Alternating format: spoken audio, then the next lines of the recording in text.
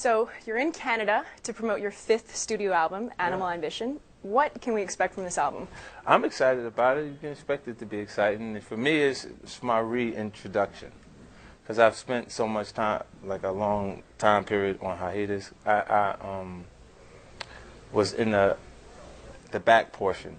In the music business, I was in the business portion of music for 4 years. Because it was my 5th and final album requirement for Interscope, we was in a position where we would have to do audits and go through the books and everything. And then there was conflicts in different areas. Like my album, Get Rich or Die Trying, is the largest debut and hip-hop album, and the way we sold ringtones at that point is exactly how we sell the single.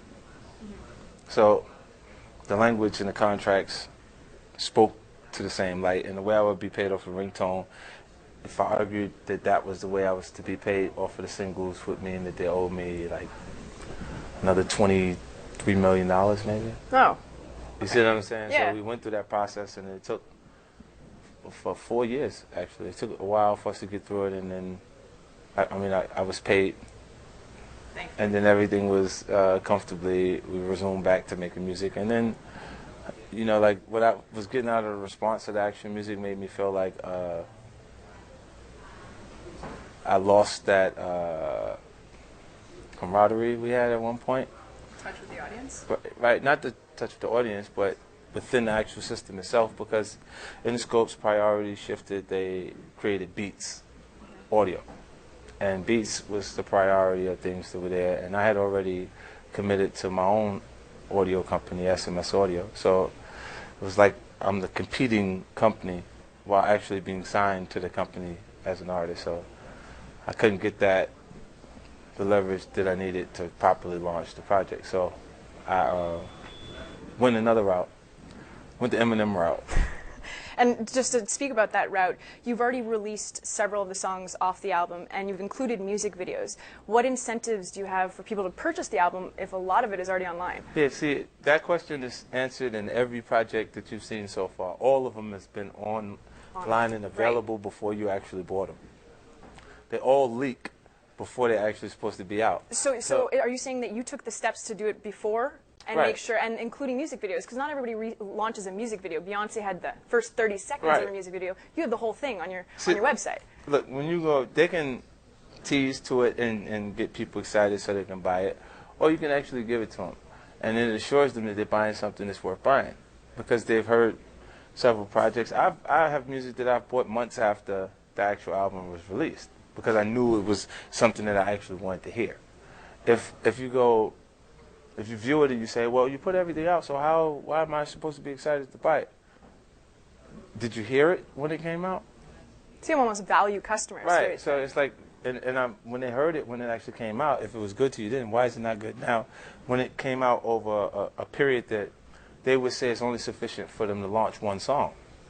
Like, we previously would launch records, it would take 6 to 8 weeks for it to reach a position that we would know whether it would make it into the top 10 records.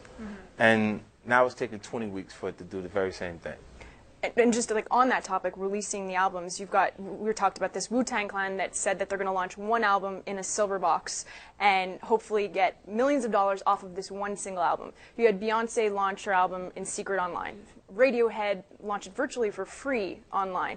Do you feel it's come to a point where artists need to be extremely innovative with their marketing tactics when it comes to launching an album? I think the Radiohead concept is them getting away from escaping major record sales. Like they had extreme sales histories in the past. With Beyonce launching a record in the middle of the night is the resistance that she's receiving from the performance of the actual material. It's like two or three songs came off of that project before she decided to just put it out in the middle of the night.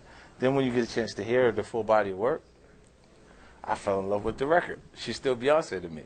You see what I'm saying? Like, and when I actually decide to create a campaign for the actual record that can sustain the audience, because it has to sustain your interest for 1 week until the next song comes, until the next song comes, until the next song comes. And the actual visuals match the song, so if you weren't impressed by the music, you'll understand creatively why it's the way it is when you see the images. And I just think it's obviously a more complex presentation because you have to be really premeditated. You have to know what each one of your songs are to feel like. We only needed to know what 3 looked like.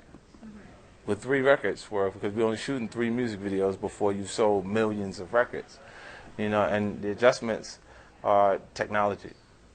They created the adjustments because now, like, we would launch in the U.S. and then 3 months later launch internationally. It comes out today here. It comes out today in the U.S. It comes out today everywhere. in Japan. You've got online world. That's the way it is, right? Yeah. And so, if anything, that's hurt the music industry. And I think global revenue has actually fallen about 4% in the past year. And it's a reflection of music pirating. Do you think artists need to become multifaceted in order to turn a profit? I think so. And they got to think brand extensioning. It got to be a bigger business than just an actual artist. If they don't have it within their characters and their personal abilities, they have to find that knowledgeable component that has been around prior to them.